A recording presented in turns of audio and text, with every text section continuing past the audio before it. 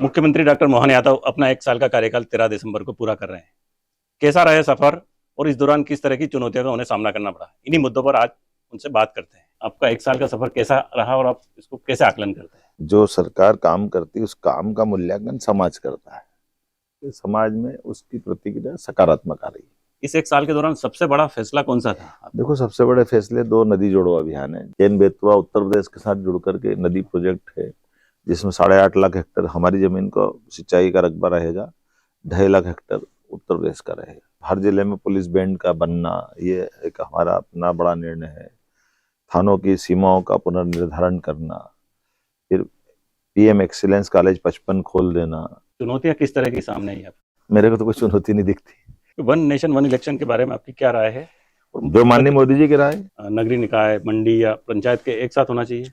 वो जो प्रस्तावित ड्राफ्ट आएगा, जो मैंने सुना है, अभी पक्का तो नहीं है, लोकसभा विधानसभा साथ में, लेकिन स्थानीय निकाय को 3 महीने बाद करने वाले हैं। श्रम मंत्री प्रहलाद पटेल ने 24 घंटे मार्केट खुला रखने का ये तो ऐसा है कि ये व्यवस्थाओं के काम है। जैसे हमने इसमें जैसे कई निर्णय हमने किए, बीआरटीएस हमने लगाए थे, बीआरटीएस हटाए भी सही। आईटी पार्क है, वो 24 घंटे चालू रहे, लेकिन भिंडी बाजार बंद करना है तो बंद करो। 200 से ज्यादा आईपीएस और आईएएस अधिकारियों को बदल दिया।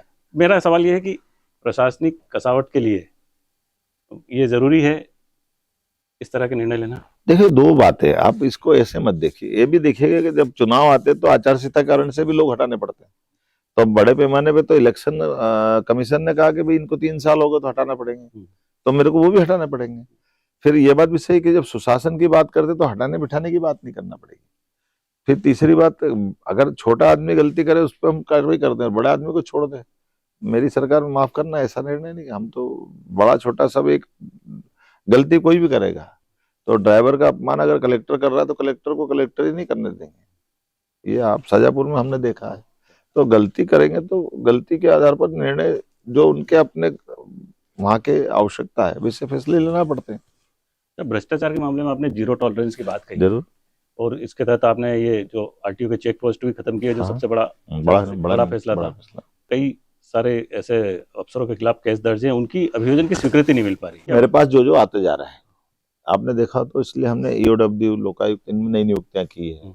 और ये एक प्रशासनिक सतत चलने वाली प्रक्रिया भी है। सबसे ज्यादा चर्चा होती है लाडली बहना योजना की, तो अभी ये 1250 पे ही रुका हुआ मामला, तो आगे इसको रुका हुआ नहीं, 1000 से 1250 पहुंचा। 1250 से आगे तो अब वजह ना, अब उनको और आगे बढ़ा रहा है। अगर लाडली बहना हमारी रेडीमेड गारमेंट्स में जाती तो 5000 रुपया हमारा उनकी तरफ से इंसेंटिव दे रहे सरकार। तो 5000 रुपये महीने में और 8 घंटे की ड्यूटी करना है, केवल अपने रेडीमेड गारमेंट्स में क्या है, सिलाई मशीन भी तो बैठना है। उपचुनाव हुए तो विजयपुर में कहाँ कमी रह गई और क्या आपने असेसमेंट किया है? भाजपा तो हारी ही नहीं, वहां सीट कांग्रेस की थी, कांग्रेस ही जीती है, हमारी सीट थी नहीं वो। हमने तो अपने पास में, वो खुद आए तो हमने जोड़ा उनको। बुधनी में जो लीड कमी, उसका आकलन क्या वजह रही वहां? तो मुख्यमंत्री जब चुनाव लड़ता तो अलग प्रकार से वातावरण बनता है। अदरवाइज बुधनी वो सीट थी जहाँ बीजेपी हम उनके बिना जीते ही नहीं कभी, कांग्रेस की सीट थी मूलतः, तो इसलिए स्वाभाविक रूप से हम जीते हैं, बड़ी बात। सरकार हमेशा कहती है कि बजट की कमी नहीं, लेकिन बच्चों को लैपटॉप और स्कूटी नहीं मिल पा रही है। कुछ योजना 1 साल के लिए थी, इसलिए उसको लगातार देते रहना ये थोड़ा जाती हो जाएगी। कुछ योजना कंटिन्यूएशन वाली जो चली रही है, तो जो 1 साल की योजना थी उसको अपने हर साल कैसे करेंगे। निगम मंडलों की नियुक्ति को लेकर, अरे नीचे तक करने वाले हैं, संगठन चुनाव तो हो जाने दो, उसके बाद अरे हजारों लोग होंगे नीचे। आपने कहा था कि जो सबसे ज्यादा सदस्य बनाएगा, हाँ, उसको हम ध्यान रखेंगे। बिल्कुल रखेंगे, तो पक्का रखेंगे, पक्का रखेंगे। तो मंत्रिमंडल में विस्तार की कोई संभावना अब ये सब माननीय हमारे एक सिस्टम में, परिवार में माननीय राष्ट्रीय अध्यक्ष जी, माननीय प्रधानमंत्री जी, माननीय गृह मंत्री जी सब मिलकर के निर्णय करते हैं। प्रहलाद पटेल और कैलाश विजयवर्गीय मीटिंग में नहीं आ रहे हैं और इसको लेकर? नहीं, ऐसा कोई नहीं कि नहीं आ रहे हैं। अब इस मीटिंग में भी डायरेक्ट जुड़े हुए थे वो।